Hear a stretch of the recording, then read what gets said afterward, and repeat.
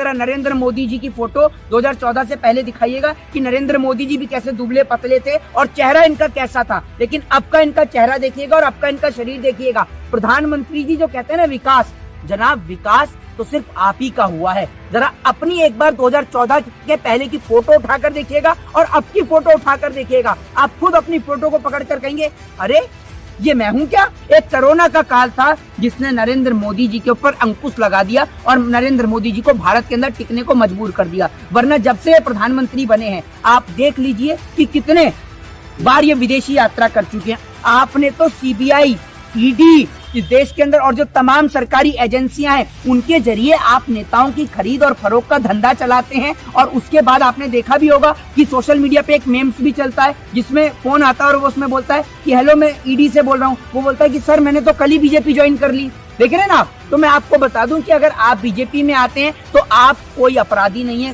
कोई बलात्कारी नहीं है, आपके ऊपर कोई अपराधी का, कोई प्रवृत्ति का कोई आपके ऊपर इल्जाम नहीं है, आप भ्रष्टाचारी नहीं है, बिल्कुल आप राजा हरिश्चंद्र की छठी वाला। ये मेरे को आप ये बताइए ना, आपका विकास कैसा विकास है? आपका विकास ऐसा विकास है कि उस पुल पर कोई आदमी नहीं चल सकता। अगर पुल पे लोग आदमी चले तो पुल ढह जाता है नीचे, है पुल पे नारियल फोड़े तो सड़क धंस जाती है नीचे, अगर भैंस ट्रेन को टक्कर मार दे तो ट्रेन टूट जाती है। आपका विकास हो कहाँ रहा है? आपका जनाब आपका विकास सिर्फ देखने को मिलता है अंबानी और अडानी के साहब के पास में, ठीक है ना। और दूसरी बात ये कि आप जो नेताओं की फोटो रिप्रेजेंट करते हैं, जरा नरेंद्र मोदी जी की फोटो 2014 से पहले दिखाइएगा कि नरेंद्र मोदी जी भी कैसे दुबले पतले थे और चेहरा इनका कैसा था, लेकिन अब का इनका चेहरा देखिएगा और अब का इनका शरीर देखिएगा। प्रधानमंत्री जी जो कहते हैं ना विकास, जनाब विकास तो सिर्फ आप ही का हुआ है। जरा अपनी एक बार 2014 के पहले की फोटो उठाकर देखिएगा और अब की फोटो उठाकर देखिएगा। आप खुद अपनी फोटो को पकड़कर कहेंगे अरे ये मैं हूं क्या।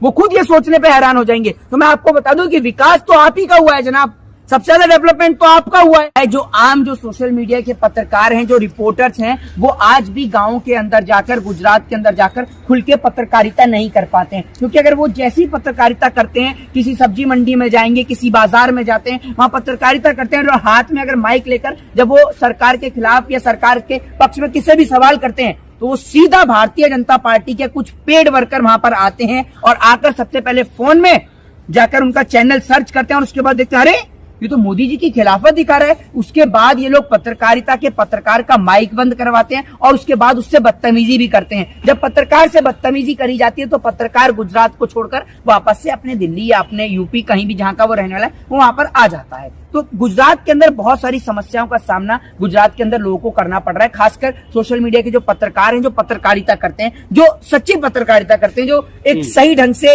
रिप्रेजेंट करते हैं महंगाई को, बेरोजगारी को, भ्रष्टाचार को और जो एजुकेशन है, हेल्थ है, डेवलपमेंट है, उसके लिए सवाल करते हैं। एक बात आप मुझे बताइए कि मोदी जी ने घर दिया है, ये जो डाटा है, सुनिए मेरी बात सुनिए, ये डाटा से ना और ये बोलने से काम नहीं चलता है। अगर बोलने से काम चल रहा होता तो आज मैं आपको एक चीज बताता हूँ पत्रकार, आज आप खुद बुलेट ट्रेन से चलकर मेरा इंटरव्यू लेने के लिए आते। नरेंद्र मोदी जी का बुलेट ट्रेन का वादा था ना, नरेंद्र मोदी जी का 100 स्मार्ट सिटी का वादा था, है, और विपक्ष आपको काम नहीं करने दे रहा। आप तो जगह जगह, आप यूं कहिए कि आपको विदेश घूमने से फुर्सत नहीं है। जब आपको विदेश घूमने से फुर्सत मिले तभी तो आप कहीं जाके देश के लिए काम करें। मुझे तो ऐसा लगता है कभी कभार मैं ये सोचने को मजबूर हो जाता हूं कि ये पहले देश के प्रधानमंत्री हैं जो भारत देश के छोड़कर बाकी सभी देश के दौरे करते रहते हैं, लेकिन भारत देश के प्रधानमंत्री भारत देश के लिए तो सोचते ही नहीं है। एक कोरोना का काल था जिसने नरेंद्र मोदी जी के ऊपर अंकुश लगा दिया और नरेंद्र मोदी जी को भारत के अंदर टिकने को मजबूर कर दिया। वरना जब से प्रधानमंत्री बने हैं आप देख लीजिए कि कितने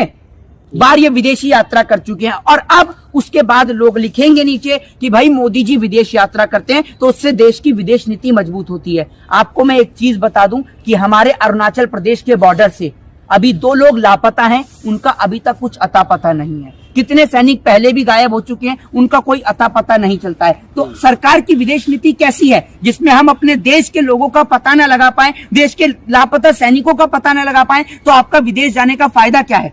बताइए ना आप मुझे। मोदी जी हिमाचल में भी कह रहे हैं कि अगर यहाँ कांग्रेस सरकार आ गई तो कांग्रेसी मुझे काम नहीं करने देंगे, दिल्ली में बैठ के मुझे हिमाचल के लिए कुछ काम नहीं करने देंगे। भाई आप एक बात मुझे बताइए, पहली बात तो ये कि प्रधानमंत्री हैं आप देश के, ठीक है, आपको काम करने से मना कौन कर रहा है? बल्कि आप जो विपक्ष के राज्यों की जो सरकार है आप उन्हें काम नहीं करने देते। आपने तो सीबीआई, ईडी इस देश के अंदर और जो तमाम सरकारी एजेंसियां हैं उनके जरिए आप नेताओं की खरीद और फरोख्त का धंधा चलाते हैं। और उसके बाद आपने देखा भी होगा कि सोशल मीडिया पे एक मेम्स भी चलता है जिसमें फोन आता है और वो उसमें बोलता है कि हेलो मैं ईडी से बोल रहा हूं। वो बोलता है कि सर मैंने तो कल ही बीजेपी ज्वाइन कर ली। देख रहे हैं ना आप। तो मैं आपको बता दूं कि अगर आप बीजेपी में आते हैं तो आप कोई अपराधी नहीं है, कोई बलात्कारी नहीं है, आपके ऊपर कोई अपराधी का कोई प्रवृत्ति का कोई आपके ऊपर इल्जाम नहीं है, आप भ्रष्टाचारी नहीं है, बिल्कुल आप राजा हरिश्चंद्र की छठी औलाद हैं। लेकिन अगर आप बीजेपी के विरोध में हैं और बीजेपी के विपक्ष में खड़े होकर बोल रहे हैं तो जनाब संभल के रहिएगा। सबसे पहले तो आपकी जान को ही खतरा हो सकता है, क्योंकि अगर आप